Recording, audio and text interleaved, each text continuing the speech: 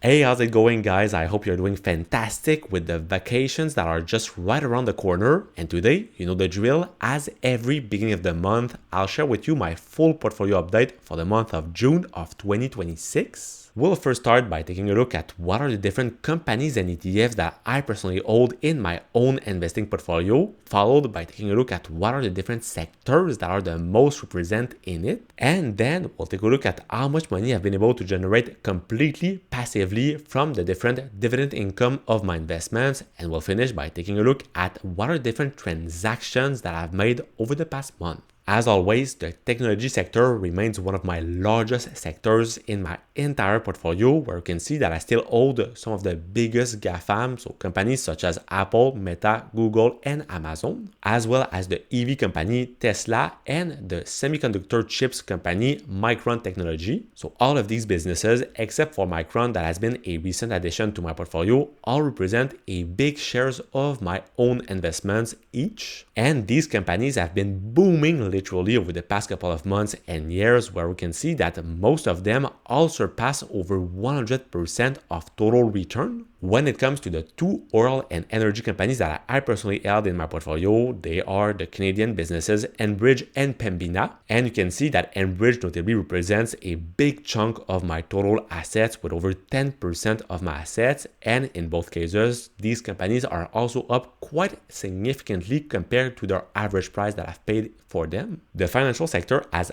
also been performing extremely well these past couple of months and years, where I hold two of the largest financial companies in Canada, which are the TD Bank and Manulife. However, the consummation company Couche-Tard, which is a Quebec company, hasn't been able to perform that well lately, where it remains stuck at about 46% of total unrealized profit. However, another Quebecer company that I hold in my portfolio, which is the materials company Savaria, has been able to perform quite well lately, achieving some return of slightly less than 100%. Then another company that has been stagnating lately is the real estate investment trust company Raucan, which represents about 5% of my assets, and that remains at about 40% of unrealized profit. And by far, as you know, the smallest and the best position that I have in my portfolio is the 5N Plus company that has been returning some total return of over 700%. Now, in terms of the exchange trade fund section, you can see that by far the largest ETF that I have in my portfolio is the Vanguard S&P 500 Index ETF with the ticker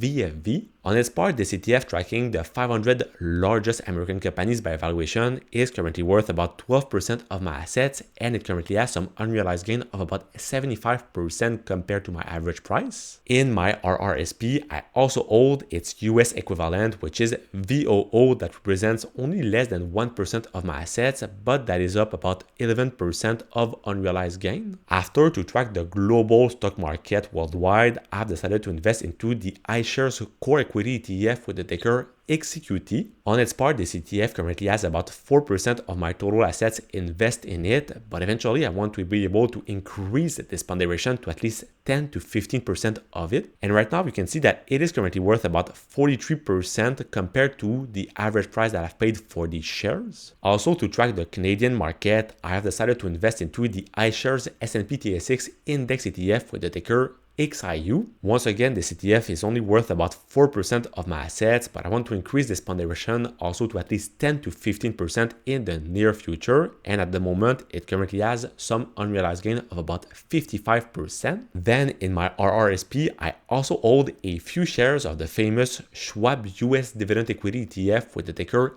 SCHD. This fund is only worth about 2% of my assets, and right now it currently has some unrealized profit of only 6%, despite the fact that I've bought these shares a few months ago. Now, when it comes to my liquidity reserve, which is quite useful, notably for my different real estate projects that I've had recently, I currently invest into the Global High Interest Savings Account ETF with the ticker cash. At the moment, you can see that this liquidity reserve is only worth about 5% of my assets because I've been withdrawing some money out of it recently to pay different renovations that I had for my triplex. But obviously, you know that in real estate and as for life in general, you need to have between 10 to 20% of cash liquidity. So it is going to be my aim target for the next couple of months to be able to put some money back into it. So in total, it makes that right now my stock portfolio is currently worth about $219,000, which represents some unrealized gain of more than $97,000, or some unrealized profit that I've made on it of close to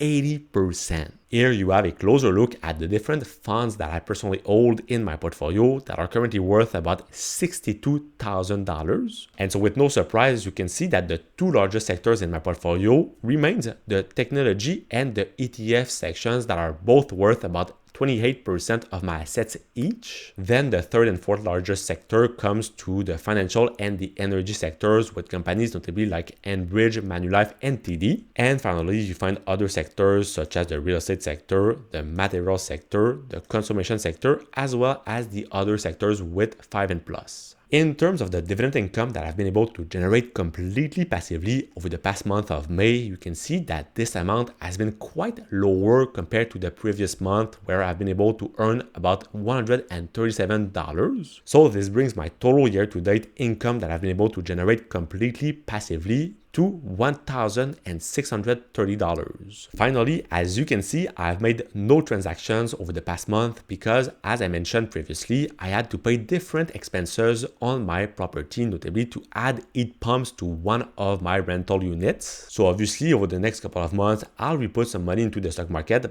but right now, I'm keeping this liquidity on the sideline for my real estate expenses and for a potential acquisition that I am trying to plan for the future. But talking about my potential acquisitions in terms of real estate properties that I'm looking to do over the next couple of months, if on your side you are looking to find my own story on how I've been able to buy my first triplex at the age of 24 back in 2023, well, you can check out the video that's gonna be right over here, and I will see you soon.